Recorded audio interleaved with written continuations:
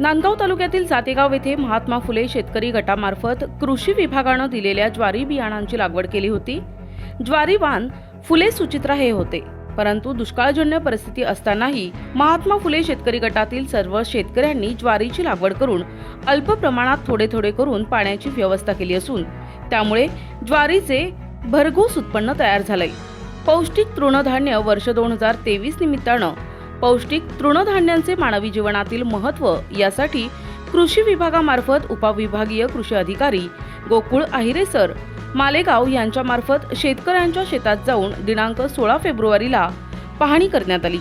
यावेळी नांदगाव तालुका कृषी अधिकारी नेरकर साहेब, तालुका कृषी मंडळ अधिकारी राजेंद्र काळे, कृषी पर्यवेक्षक मेहर साहेब हे उपस्थित होते। उपविभागीय कृषी अधिकारी गोकुळ आहिरे यांनी उपस्थित सर्व शेतकऱ्यांना ज्वारीचं महत्त्व समजावून सांगितलं। त्याबद्दल महात्मा फुले शेतकरी गटानं त्यांचं अभिनंदन केलं। यावेळी जातेगाव ग्रामपालिकेचे ग्रामपंचायत सदस्य बाळासाहेब लाठे, ग्रामपंचायत सदस्य संदीप पवार, राजू शेख आणि महात्मा फुले शेतकरी गटातील दादासाहेब सोनवणे, पोपट राऊत, अरुण सोनवणे, संतोष पवार आणि सर्व सभासद उपस्थित होते। त्याचप्रमाणे नाशिक येथे झालेल्या कृषी प्रदर्शनासाठी महात्मा फुले शेतकरी गटानं आपली उपस्थिती नोंदवली आणि पौष्टिक तृणधान्य 2023 या कार्यक्रमामध्ये आपला सहभाग नोंदविला। जातेगाव ग्रामपालिकेचे ग्रामपंचायत सदस्य संदीप पवार यांनी सदर कार्यक्रमात पौष्टिक तृणधान्यांचं महत्त्व उपस्थित सर्व शेतकरी वर्ग आणि अधिकारी वर्ग यांना समजावून सांगितले।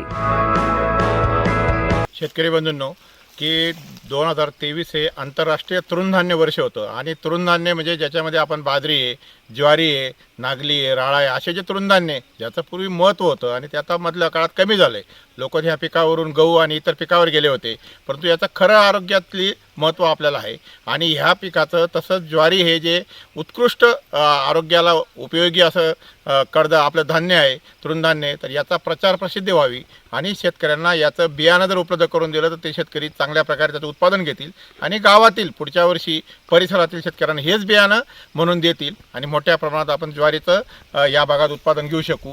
या नांदगाव तालुक्यात आपण 3 रब्बी हंगामात प्रकल्प घेतले होते 25-25 हेक्टरचे। त्यातलं जातेगाव हे गाव आहे, याच्यामध्ये 25 शेतकऱ्यांकडे 10 हेक्टरचं बियाणं घेतलेलं आहे आणि आपला प्रकल्प घेतला आहे। तर शेतकऱ्यांनी उत्कृष्टपणे जर आपण आता बघितलं तर ह्या ज्वारीचं सुचित्रा नावाचे वाण आहे हा आणि याचं बघितलं कणीस तर चांगल्या प्रकारे दाणे भरलेले आहेत। म्हणजे एवढ्या दुष्काळाच्या काळात सुद्धा शेतकऱ्यांनी याला उपलब्ध असलेलं पाणी दिलं आहे थोडंसं आणि उत्कृष्टपणे याचं उत्पादन आलेलं आहे।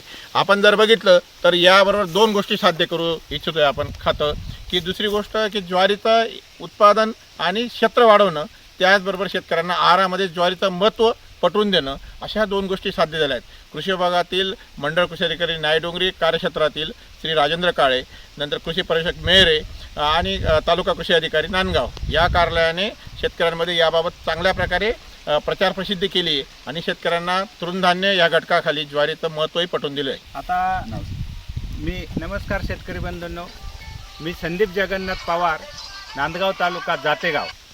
आता आपण बघतोय तर हा ज्वारीचा प्लॉट कृषी विभागाने आम्हाला ज्वारीचं बियाणं दिलं आणि ती जी बियाण्याची जात होती फुले सुचित्रा, तर आम्हाला या सुचित्रा बियाणापासून ज्वारीचं उत्तम आणि भरघोस असं उत्पादन आपण पाहू शकता की भरघोस अशा प्रकारे कणसांची लांबी आणि साईजसुद्धा मोठी झालेली आहे।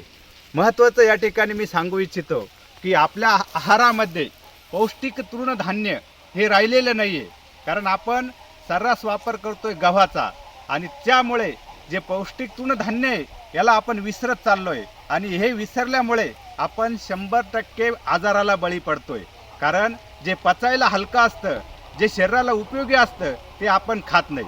आता जर ज्वारीचं जर बघितलं, ज्वारी हा आरोग्यासाठी एक उत्तम असं धान्य आहे, कारण ज्वारी जर खाल्ली तर हृदयरोगासारखा आजार आपल्याला होऊ शकत नाही आणि त्याचप्रमाणे आपली जी पचनशक्ती आहे, पचनक्रिया आहे, ज्वारीच्या आहारामुळे आपलं पोटसुद्धा व्यवस्थित असतं आणि याच्यामध्ये भरपूर प्रमाणात कॅल्शियम असतात, प्रोटीन असतात आणि सर्वोपयोगी अशी ज्वारी आहे।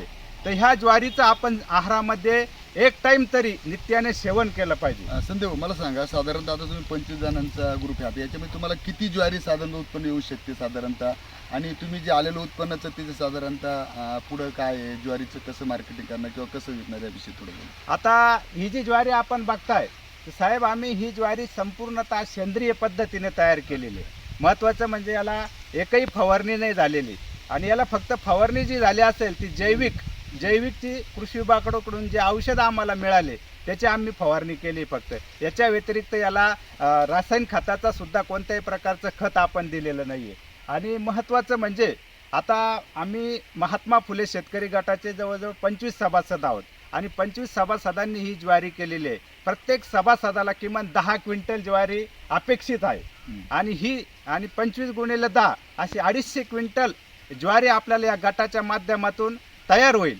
आता सरांच्या आपले कृषी मंडल अधिकारी काळे सरांच्या मार्गदर्शनातून आम्ही असं ठरवलं आहे की ही ज्वारी सगळं एकत्रित संकलन करून 10 किलो, 5 किलो, 20 किलो, 50 किलो अशी पॅकिंग करून ही नाशिकसारख्या सिटीमध्ये, नांदगावसारख्या सिटीमध्ये आम्ही एकत्रितरित्या जास्तीत जास्त लोड घेऊन, जेणेकरून आमचा विक्रीचा खर्च कमी होईल, प्रवासाचा खर्च कमी होईल, ह्या हेतून ही संपूर्ण ज्वारी आम्ही सिटीमध्ये विक्रीसाठी नेणार आहोत.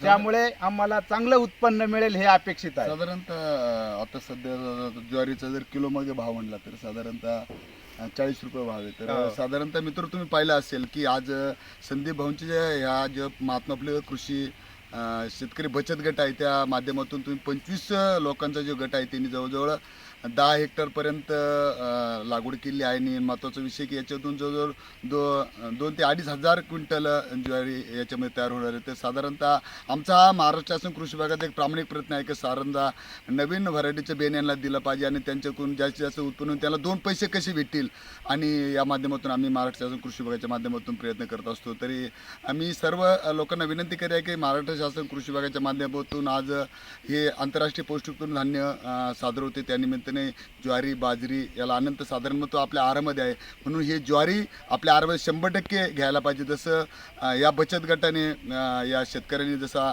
ज्वारीची लागवड केली त्याची सर्वांनी आता पौष्टिक तृणधान्याकडे वळायला पण असं मला वाटतंय. आणि सर्वांनी पुनश्च एकदा महाराष्ट्र शासनाच्या वतीने आम्ही आवाहन करतो की पौष्टिक तृणधान्य लाभायला पाहिजे आणि ते आपल्या आहारामध्ये 100% पाहिजे. नमस्कार. प्रतिनिधी मुक्ताराम बागुल, महाराष्ट्र समाचार, नांदगाव.